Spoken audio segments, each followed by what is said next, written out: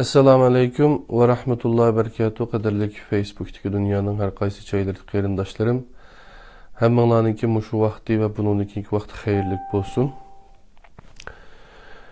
Bugünkü iman insanın bəxt saadeti degan tədbiriyay sin dersimizden 17-de kolumuzdaki bunu Muqavası köydanlar, boş kitaptan birlikte öğrenişimizni davamlaştırımız kadarlı qeyrindaşlar. Bugün 3. yeni bab. Bugün 3. yeni bab nübüvvet insanın tarihi degan babni başlayımız kadarlı qeyrindaşlar. Bu ders kirişten burun men sizlarga bir qancha kitapni tanıştırib etdim. Bu qo'limdagi bu kitap Qan Kardeşler Muhammed Ali bilan Malcolm X'ninki Tehlikeli Dostluğu degan ikkisininki dostluğimiz tushundigan bunu kitapni men balamga o'tgan yildagi kitap fuarında elib sovg'a qilgandim. Bu kitapni elib o'qidi. Oğlum Ednan o'zi 17 yoshda. Elhamdülillah, Allah'ın razı olsun. Onundan keyin yine şu Malcolm X'ga alaqadar biraz aksiyon, rahat durmayacağız. Malcolm X'ninki özününki hatıratları iken bu kitabi yeniden Pınar yayınları tarafından neşr kılınıptı. Bunundan haberdar bo'lib qolinglar. Onundan keyin yeni bir kitap, bu kitap neşr kılınılı xeli bulundu. Yarın Neşriyat tarafından neşr kılıngan kitap 2. baskı 2017 yıl. Qo'limdagi bunu İslam Deklarasyonu Aliya İzzet Begoviç. Aliya İzzet Begoviç'ninki dizisini işlepti TRT. Onun da bir rubatıda qadirli qeyrindaşlar. İnşallah biz bu tedbiriyaysin derslerimizde bunu Uygurca tercümesini birlikte okuyumuz. Bundan xabarda bo'lib qolinglar canım dostlarım. Anda olsa işinin özüge kileyli 3. bab nübüvvet insanın tarihi degan dersini birlikte öğrenimiz. Bu babda elçilerge iman, kitaplarga iman, Kur'an'ın mənbəsi ilahidir.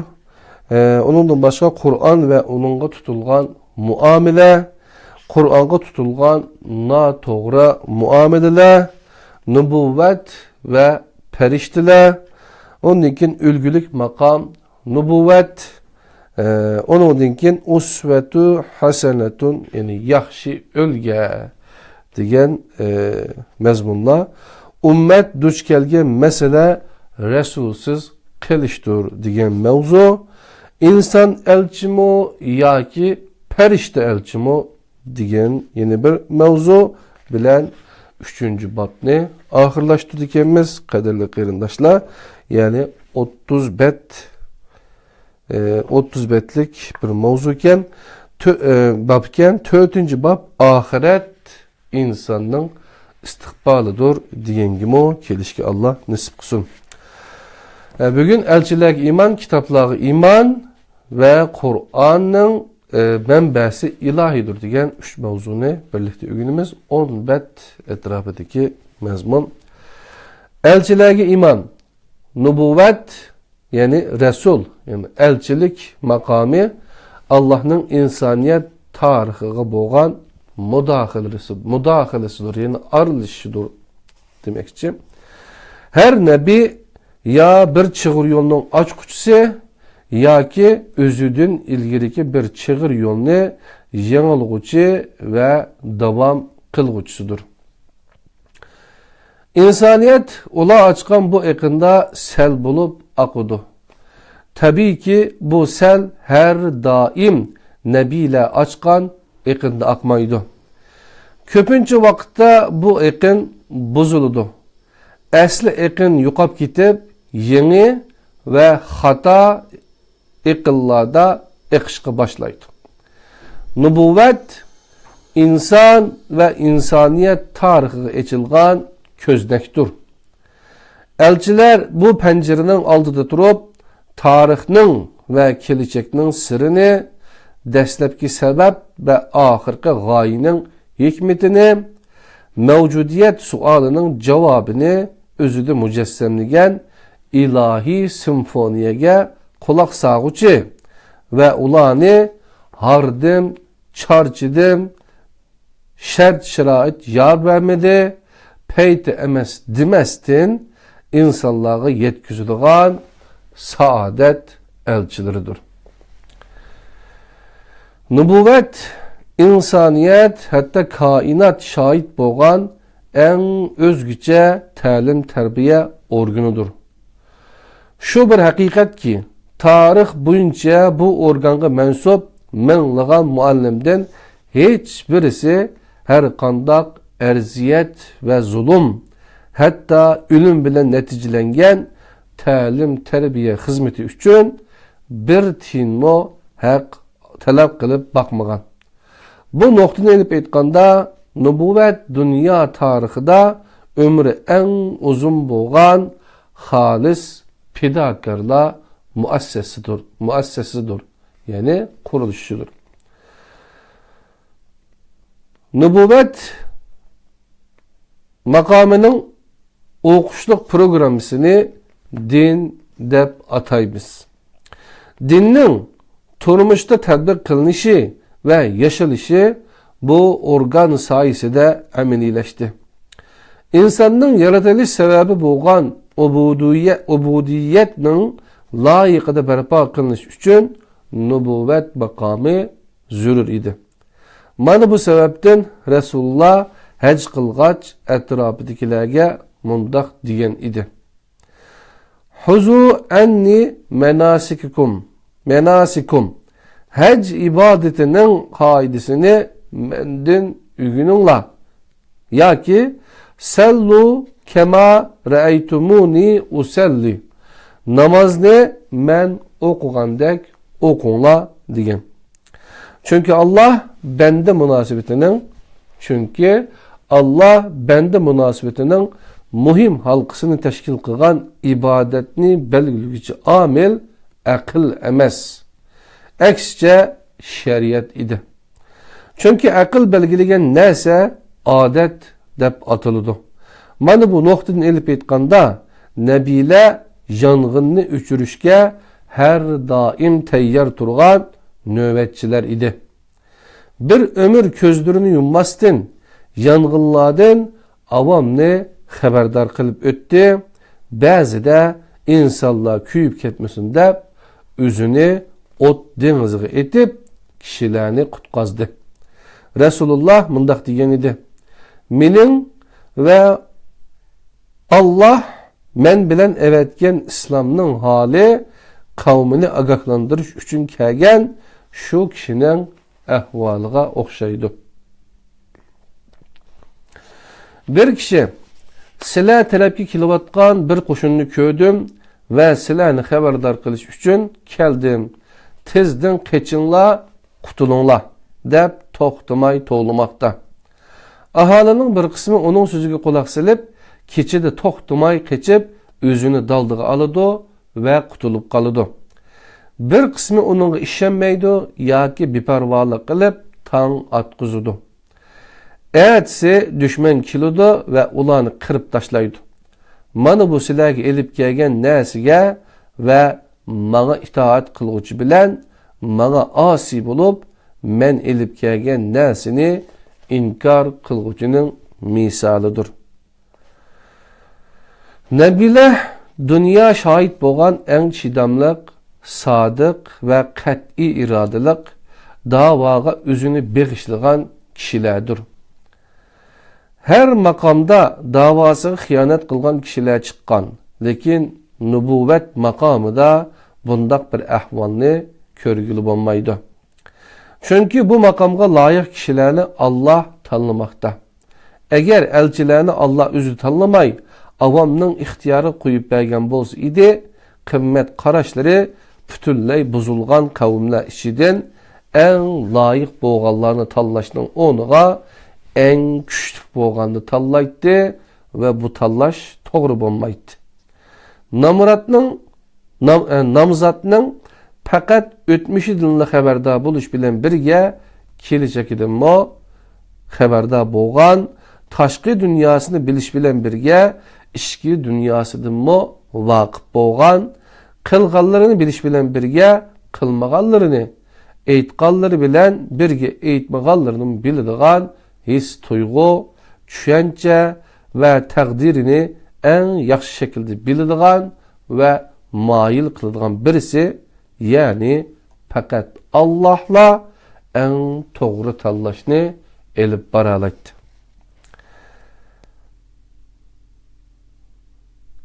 Faylasuflar ve ideologlarning aqli fakat insanlarni bilib kutuplarga ayırışqa ve insanlarda şübhe paydo qilishga yaragan bo'lib, bu insoniyat tarixida ma'lum bo'lgan bir haqiqat. Ba'zi foydaliq, ba'zi iriq, ba'zi ten rengi, ba'zi boyliq, ba'zi iriq, ba'zi ten rengi, ba'zi medeniyetiga asasen insanlarni bilib, özlürüce bulardan birisini üstünlük ölçümü kılgan. Lekin elçiler insanların bəxt saadeti ve hatırcamlık üçün zürür boğan barlıq güzel erdemlerinin yekunu boğan takva, yani mesuliyet tuygusunu ölçem kılgan halda evetilgen. Fakat nezriye otturu kuyuplu kelgen faylasuflar birini inkar qilish bilan meşgul bo'lgan. Hatta bazıları özü otturu koygan nezriyege zid bir hayat bilan özünü özü inkar kılgan. Lekin nübüvvet makamının en tipik alaydılıki izcillik bulup, hiçbir nebi izüdün ilgiriki hiçbir nebini inkar kılmagan, aksice tasdik kılgan. Eğer şeriatlar oturusida bir az o'xshashmaslik bo'lgan bo'lsa, bu bir inkar ve üzüdün ilgirikini rad qilish bo'lmasdan o'zgargan zaman, makan ve sharoitlarga mas icraatlar şeklinde üzünü aks ettirgan. Qadrli qarindoshlar, tadbir yaysin dersleri iman insanның baxti degan dersda 3-cü bobni boshlab oldik. Nübüvvet insanның tarixi.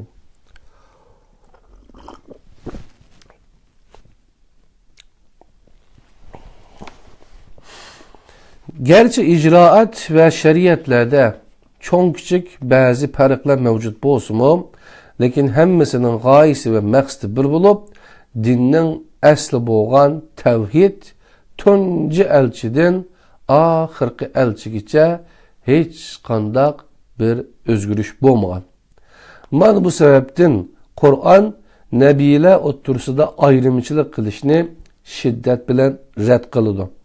İmanning itiraf qilinadigan iman bo'lish uchun nebiylarning hammasiga ishonish lozim. Bismillahirrahmanirrahim. La nufarriqu bayna ahadin min rusulihi. Allah'ın elçileri oturusida ayrımcılık kılmaymiz. Yani bazı işini bazı işemeyen işte kılmaymiz, bazısını bazıdan üstün kılmaymiz. Bakara 285. ayet. Kur'an'da elçilerini birbirinden ayrış, küfürlük deb tilg'ilingan.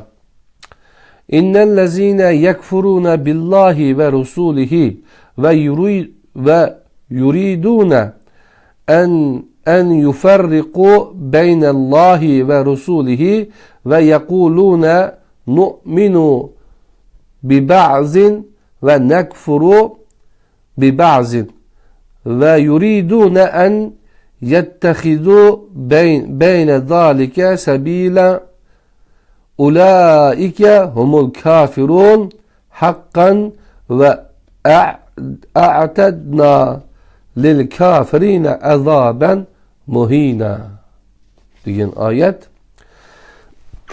Tercümesi şüphesizki Allah'ni ve onun elçilerini inkar kılallar, Allah bilen elçilerini ayrı etmekçi boğallar.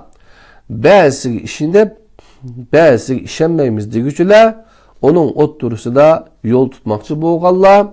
Eni şula rastıllar kapırlardır. Kapırlarga horluğucu azap teyyarlıdık.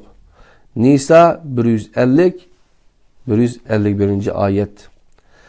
Nubuvvet makami ve elçilerge düşman buluş, insaniyetge, güzel erdem peziletge, özgermez insani kımmet qaraşqa, əxlaqqa, adaletge, insanın şeref ve hürmetine düşman buluş digelliktir. Çünkü elçiler bulanın temsilcisi ve himayecisi idi. İnsanlıktan nisibisi boğalla, insani erdem ve hürmetge mestiki kildiğen her qanday kişi, meyli o musulman bolsun yoki bolmasun, bir insan boluş süpütü bilen insanlarga hürmet qilish kerak. Hayatını insaniyetinin ebedi saadeti üçün bağışlagan ve bu yolda her türlü xavfga karşı kökrek kerip oturgu çıkan bu pidakarlık üçün hiç qanday hak ve tamada bolmagan ahlak, şeref, adalet, mehr muhabbet, başqalarga yaxshi muamele qilish, yo'qsullarga yordam qilish, aç qallarni to'yg'izish, muhtojlarning kiyimini butun qilish, saillarning tilikini ravo qilish, yetimning holidan xabar elish, ojizlarning haqqini qo'g'dash, insonning insonligiga hurmat qilishni o'rgatgan ve buyurgan cehalet ve g'ururlikni rad qilib, ilim ve halaldan rizqi ega bo'lishga tashviq ve targ'ib qilgan. Zulm, yomonlik, o'g'rilik, yolg'onchilik, poraxo'rlik, zina, jinoyat, xo'lim xo'shniga aziyat, omonatga xiyonat, boshqalarning haqqiga tajovuz qilish ve jazoni qatorliq her türlük haqsiz kirim ve yamanlıktan yiroq turishga buyurgan. Yo'qsullar, tullar, yetimler, egi chaqisi yo'qlar, zulm qo'shirganlar, yashanganlar, balalar, yo'lda qolganlarni himoya qilgan bu kishilar haqiqatan madihiga ve maqtashga loyiqdir. Ekologik muhitni qo'g'dashni iman jumlasidan yaralangan hayvanla davolashni bir mecburiyet, köçet tikishni bir ibadet deb ta'riflagan bir kishiga düşmanlik qilg'uchining insonlikdan nisibisi yo'qligi ma'lum bo'lib turdi. Barliq elçiler ve ularning eng oxirgisi bo'lgan Hazreti Muhammed aleyhisselam bu güzel erdemlerinin himayecisi, teşebbüsçisi bo'lib qolmasdan amaliy hayotida icra qilg'uchisidir. Bu sebepten hayatını insan ve insaniyetinin bəxt saadetiga atıgan bu kişilerge iman eytiş, bu kişilerge düşman buluş, insaniyetge düşman boğallıqtır. Barlıq elçilerinin birinci ortak alaylıki insan buluştur. Yani barlıq elçiler ve onların en ahirkisi boğan Hazreti Muhammed aleyhisselam bu güzel erdemlerinin himayecisi, teşebbüsçüsü bulup qolmasdan ameli hayatı da icra qilg'uchisidir.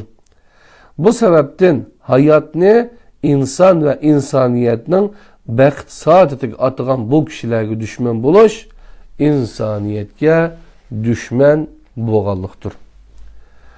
Barlıq elçilerinin birinci ortak alaylıki insan buluştur.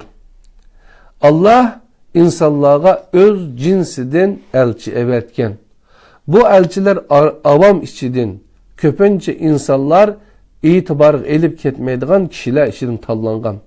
Hazreti Musa bir padişçi, Hazreti Nuh bir yağatçı, Hazreti Davud bir tümürçü, Hazreti Muhammed aleyhisselam bir küçük soğdugeriydi.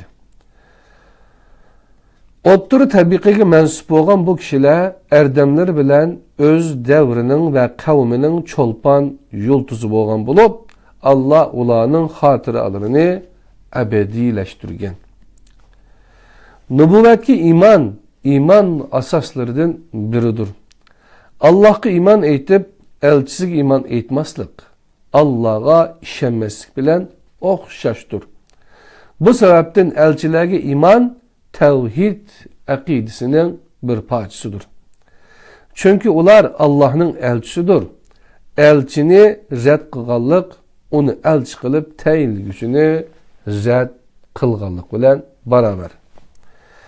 Allah elçilerini birinciden bendelerge boğan rahmeti ve şefkati sebeplik insanlarını agahlandırsın dep.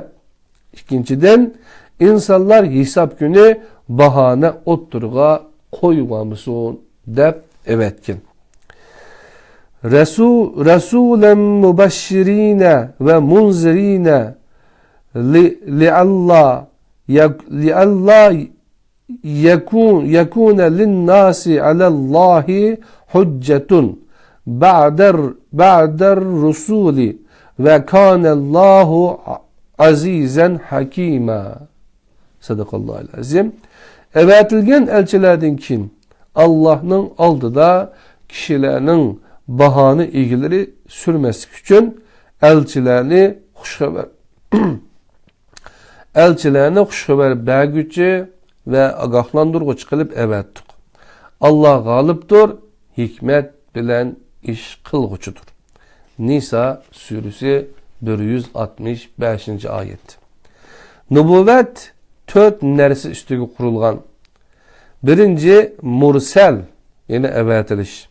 Bu vahiynin timisi bulup, vahiy kitaplarda ve sayfilerde cemlengen. Mursel ileyh, vahiy bir vasıf hitap kılgan elçiler. Ular Allah bilen avam otturusu da vahiynin yetkizgüçüsü ve tedbiqlıgıçıdır.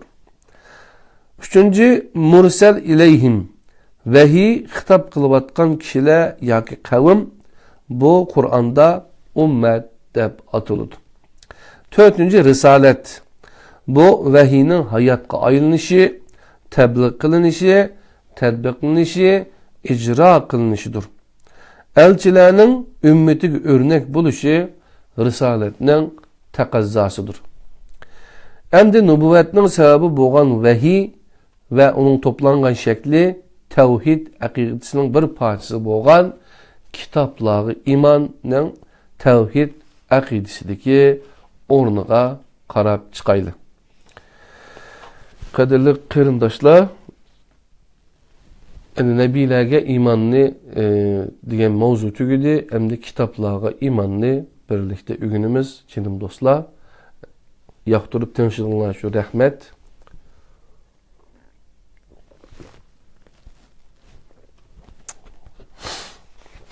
Hem de kitaplara iman. Vahiy, biz her cihetin tuluq düşünüp yitip bulanmagan bir hakikattir. Akıl bazı hakikatlerini her cihetin idrak kılıp yitelmeyendek vahiyni bir bütün gevdi süpütüde düşünüp yetişkimi acizlik kılıdı. Lekin akıl vahiynin imkansız emas, mümkün ikenligini kabul kılış gerek.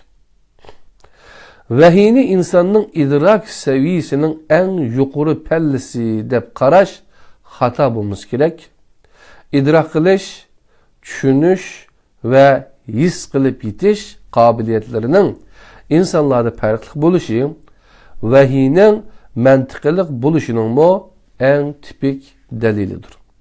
Hatta insanlar oturusudaki his kılıp yetiş cihetiki fark, bazı vakitlarda normal seviyelerden halkıp binormal seviyelere yetmekte.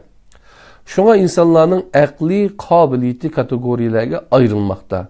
Bazı vakitlarda zirek hukumi yetersiz kalganlıktan dereceden taşkırı zirek ya ki dahi hukumi işitilmekte.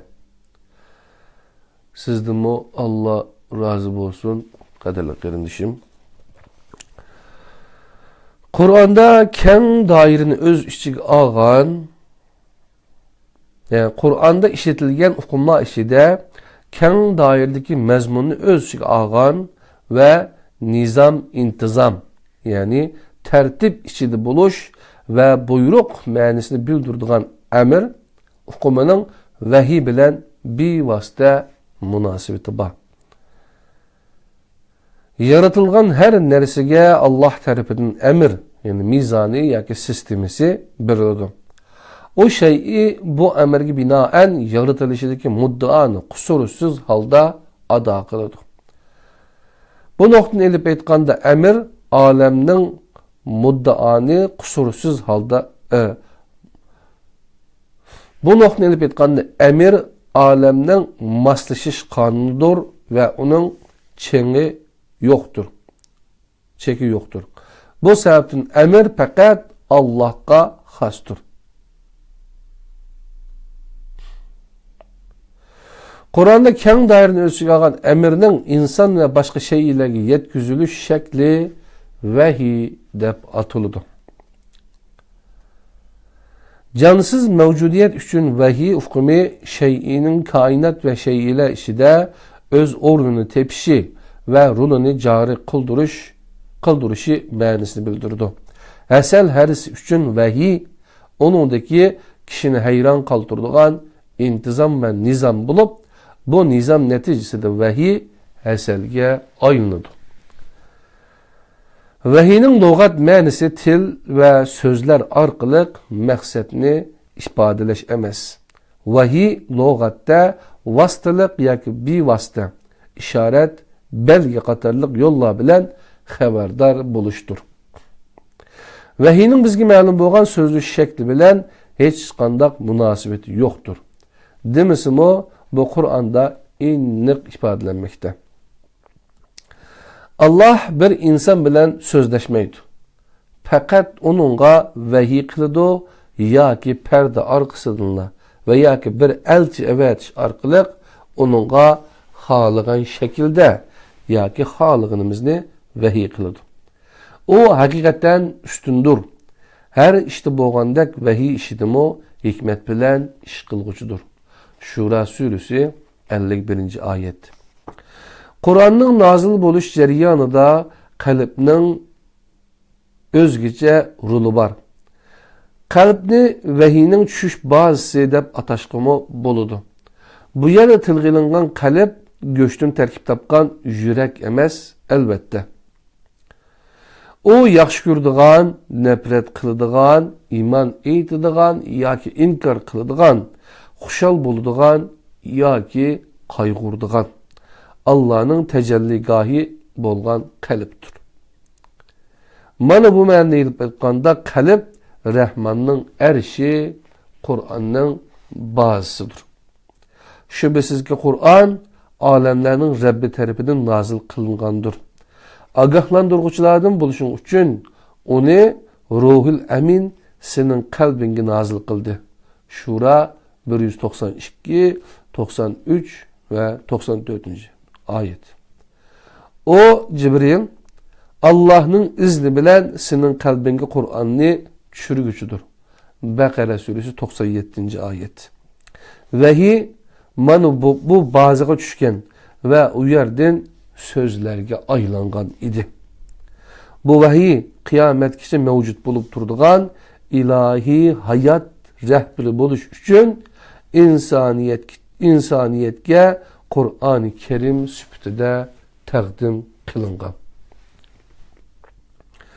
Elçilerinin möcüzleri möcüze körüstülgen zaman ve makanga xastır. Allah şu vakitte kıyametkiçe mevcut bulup turduğan ilahi hayat rehberi buluş üçün insaniyetke Kur'an-ı Kerim sübütüde təqdim kılıngan. Elçilerinin möcüzleri möcüzü körüstülgen zaman ve makanga xastır. Allah şu vakitte elçilerini bu xil fevkalade hadise ve deliller bilen kollagan. Möcüzelerini elçilerinin hakikaten Allah'ın elçisi işkellikinin delili sübütüde körsetken. Möcüzümü vahiyning bir türü aslida. Bu sebepten İslam akidesinde möcüzeler elçiler tarafından emas, Allah tarafından yaratılgan deb etiqad qilinadi. Hazreti İbrahimning ot ko'ymasligi Allah'ning otga qilgan vahiysi. Hazreti Musa'ning möcüzesi Allah'ning suvga ve hasıga qilgan vahiysi. Hazreti İsa'ning möcüzesi Allah'ning organlarga ve şeyilerge qilgan vahiysidir. Bu möcüzeler şu devirlerde bo'lgan bo'lib, şu devir ve makanga xasdır.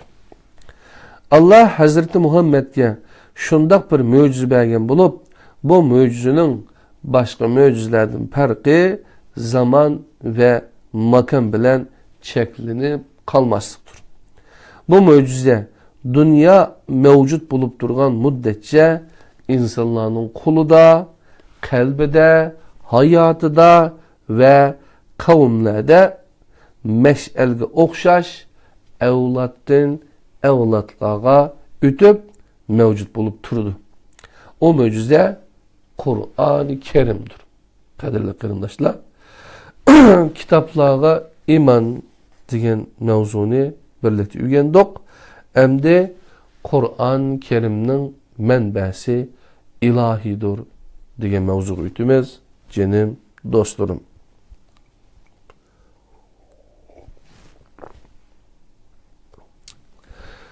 Kur'an'ın menbesi ilahidir. Kur'an'ın Allah'ın vahiysi işkenliki işiniş tevhid akidesinin asasıdır. Bu bir mümin üçün iman meselesi bulup, bu meselede şüphesi boğalla iman etkan hesaplanmaydı. Kur'an'ın Allah'tan kelgenlikinin akli ve mentiki delillerini izlegüçüle bu delillerini tepişti kıynalmaydı. Bu deliller bazı faşist ateistlarının Kur'an'ı Muhammed yazdı diyendek məqsədlik töhmətləri üçün mu bir cevaptır. Bunlardan bir qancısını tilgə elib öteyli.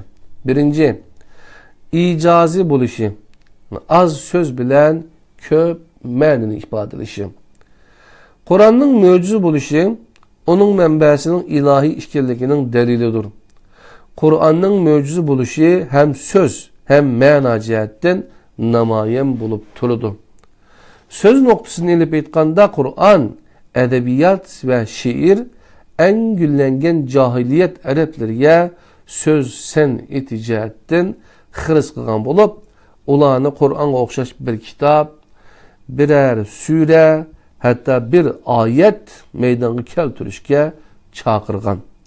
Yunus 38, Hud 13. ayetler karısak buludu. Bu devrinin meşhur şairlerden bazıları bu çakırıqqa bazı kısa Kur'an sürülerini taklit kılıp cevap bergen bolsumu tenkilenmegen. Kur'an sözlerinin celipkarlıqqa Mekke müşriklerinin en meşhur şairlerimi hayran bolgan bulup, bazıları yuşurun halda Kabe'ye kilip Kur'an anlaştın özünü tutup olanmağıydı. Kur'an'ın məna cəhətdən möcüz işgəllikini tüvəndikidək iki noktadan düşəndürüş mümkün. Birinci, məzmun cəhətini edib etqanda Kur'an'da tilgəlinğən məsələlər nəqil qılğan tarixi misallar və tüplənib yazma sübutida mövcud olub turuşu cəhətdən bir möcüzüdür. Çünki Kur'an Tunci surəsində, yəni İsrail'nin qandaq Yahudileşkenlikini misal kılıp, birinciden Yahudilişinin kiliçekte ve ümmet üçün en çoğun bala bulduğallıqıga kişinin dikkatini tartkan. İkinciden Yahudilerin kiliçekte hem bu dünya hem bu ümmet üçün bir bala bulduğallıqını ima kılgan. İkinci, məna cəhətini elip etqanda, Kur'an 14 əsrdən bu yan tefsir kılınmakta. Lakin yüzlerce tefsirinin yazılışı qaramasdan onun ayetleri hazır mı yeni sırlarga cevap vermekte. İlgiri kişinin dikkatini tartmagan ayetler yangi vaqa hodisalarga qarata javoblar bermoqda. Bu sababdan hech qanday bir tafsirni bu Qur'onning eng mukammal va oxirgi tafsiri degili bo'lmaydi. Aql yurgizadigan qalb bilan Qur'on ustida tafakkur qilgan kishiga Qur'on har qitim farqliq va yangi haqiqatlarni ko'rsatmoqda. Mana bu alaydilik Qur'onning eng cho'ng mo'jiza ekanligining bir dalilidir. Ikkinchi, o'tmish va kelajak haqida ma'lumotlar berdi. Qur'on hech qanday bir tarixchi ega bo'lolmaydigan ve arxeologiyalik qazishlarni zarra qadar yeb uchi berolmaydigan hayotning boshlanishi ve ruhning tarixi haqida ma'lumotlar bermoqda. Bu ma'lumotlarga Qur'ondan boshqa bir manbadan ega bo'lolmaymiz. Kainatning yaratilish bosqichining bir tuman, yani gaz, yani duhan ekanligi, bosqichlar bilan ve belgilik bir muddat ichida yaratilganligi, hayotlikning suv va tuproqdan boshlanganligi, ruhning Allohdan kelganligi bayon qilingan oyatlar bularga misol bo'la oladi. Qur'on yana ba'zida hech qachon buncha aniq shaklda o'tirib chiqarib bo'lmaydigan ba'zi voqealarni tafsili bayon qilmoqda. Odam va Havvo, Habil va Qobil qissasi, Qur'on yana ba'zida hech qachon buncha aniq shaklda o'tirib chiqarib bo'lmaydigan ba'zi voqealarni tafsili bayon qilmoqda.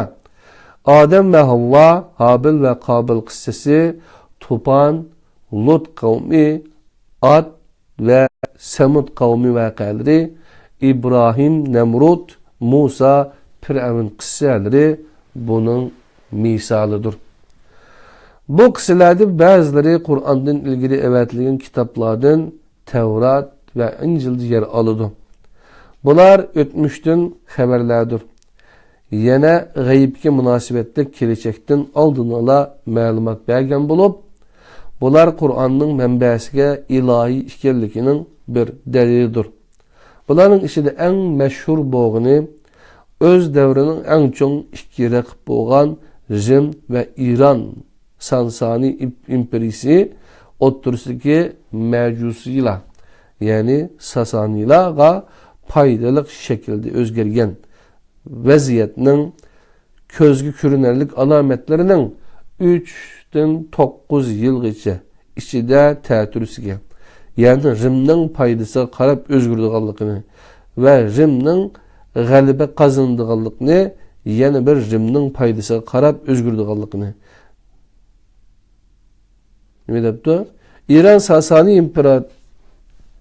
Sasani imperiyası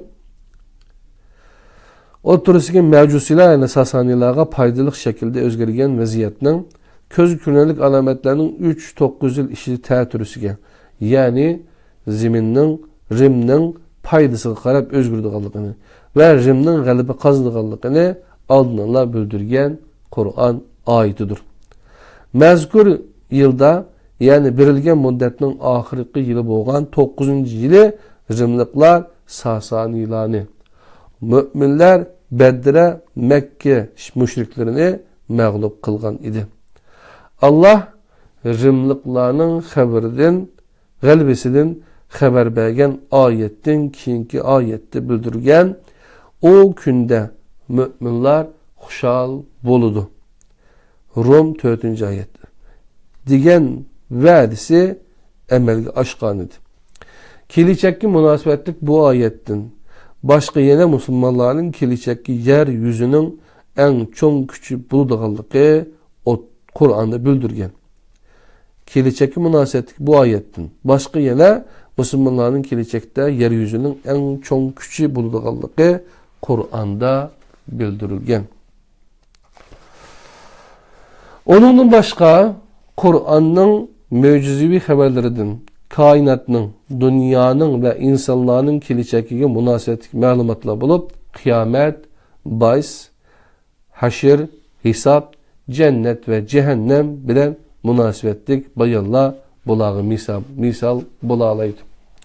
Üçüncü vahiyning sözler bilen ifadelengen kısmı dep atıgan ayetler babılıp, bula Kur'an'ın menbəsinin ilahi işkellikinin delilidir. Yani vahiyning söz bilen ifadelengen kısmı dep atıgan ayetler babılıp, bula Kur'an'ın menbəsinin ilahi işkellikinin delilidir. Allah seni afu kılsın. Nim üçün ulağa ruhsat kıldın. Tevbe 43. ayet. O Velid bin Mughire terini türdü ve yüzünü örüp yiraklaştı.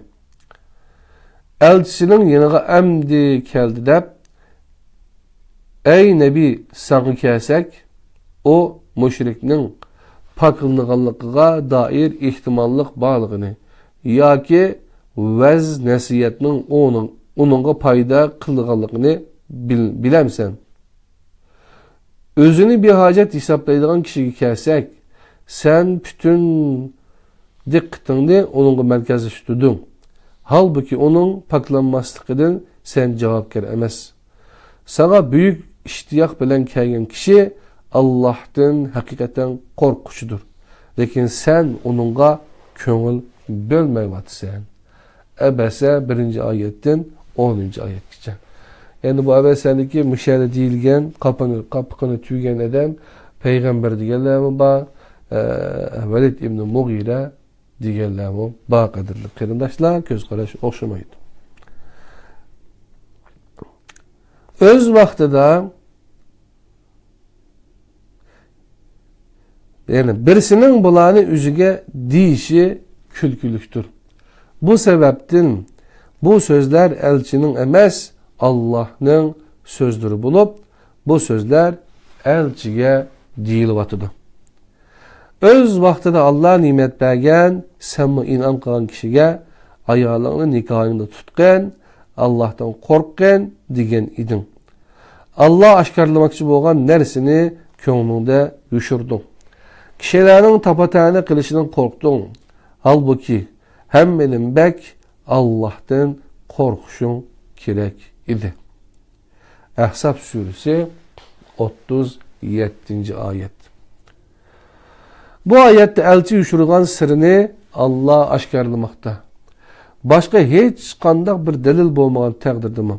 Bu ayet Kur'an'ın Allah tarafından kelgenlikinin delili boluşku yitip aşıdı. Yeryüzünde hakimiyet tiklenmey durup, her kandak bir elçinin eseri elişi doğru emes.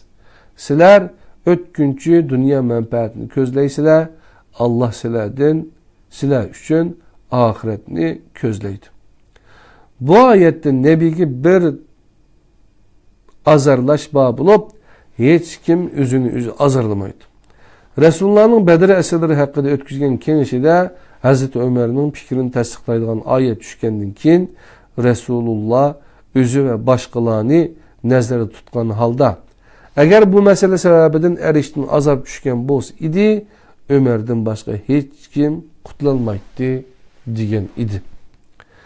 İyi Nebi ayallarını razı kılışını közlep, nimişka Allah halal kılıngan nesini özenge haram kılısın. Tahrim 1. ayet.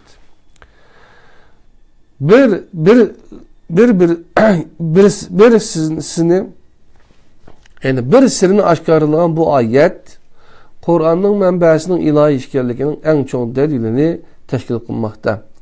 Bu ve bunun okşaş bir kanç ayetinin mezmuni bu sözlerini birisinin üzgü davat kallıqını ilgi sürüşünün akıl ve mantıqdım yoksun birisinin sepset işgallikini körüstüdü.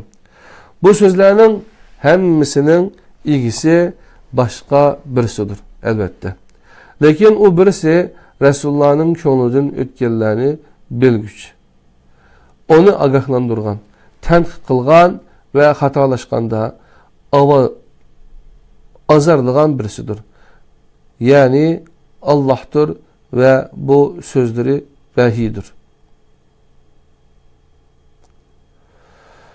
Hatalaşkanda azarlıgan birisidir. Yani Allah'tır ve bu sözleri vahidir. 4. Öz davrida bilish mumkin bo'lmagan ba'zi haqiqatlarni ishorat qilgan oyatlarning Qur'onda yer elishi onun manbasining ilohiy ekanligini ko'rsatadi. Yer shari shaklining tuz emas yumaloq ekanligini ifodalash uchun Arablarning qush tuxumi uchun ishlatgan ism bilan o'xshash so'z tumuridan kelgan Taha so'zini ishitishi yer sharining tarish kuch qonuni, shamolning roli, shaylarning o'zliksiz harakat qilib turadigan atomlarning yaratilganligi, oyning boshda quyoshga o'xshash nur chachadigan bir yulduz ekanligini. Yulduz ekanligi balayotqoning parametrium, miometrium ve endometriumdan ibaret 3 katlamdan tüzülgenligi. Günümüzdeki ilim pen terakkiyatı ilgilileş bilen ispatlangan hakikattir.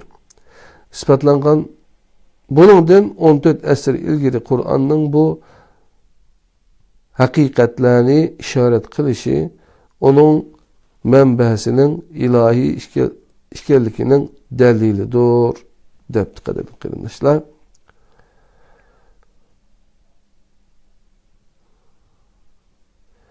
Günümüzdeki ilim fen terakkiyatidagi ilgilileş bilen ispatlangan hakikatlerdir. Bunun da 14 əsr ilgili Kur'an'ın bu hakikatlerini işaret kılışı onun mənbəsinin ilahi işkellikinin dəlilidir, deb yezibdi qadirli qardaşlar bu yerga.